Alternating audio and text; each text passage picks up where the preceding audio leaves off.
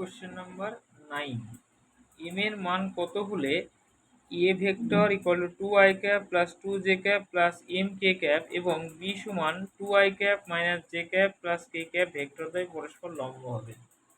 তাহলে এই ক্ষেত্রে আমাদের যেটা আমরা করব সেটা হচ্ছে ই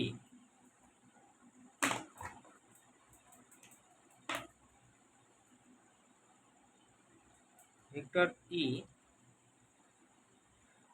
ইজ ইকুয়াল টু হচ্ছে 2i cap 2i cap plus 2j cap plus M K cap, আর বি ভেক্টর সমান যেটা আছে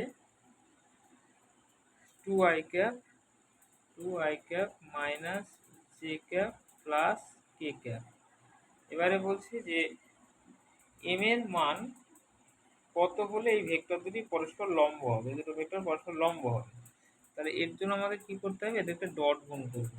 তাহলে এ ডট বি যদি লম্ব হয় তাহলে এ ডট বি সমান 0। তার মানে আমরা লিখতে পারি 2i cap plus 2j cap plus M K cap dot 2i cap minus J cap plus K cap, এটা ইকুয়াল টু হচ্ছে 0। ঠিক আছে, তাহলে ডট গুণ করে দাও।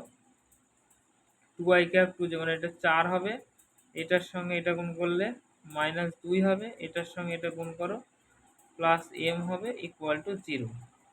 তাহলে এখান থেকে আমরা পাচ্ছি প্লাস 2, অর্থাৎ এম ইজ ইকুয়াল টু হচ্ছে মাইনাস 2।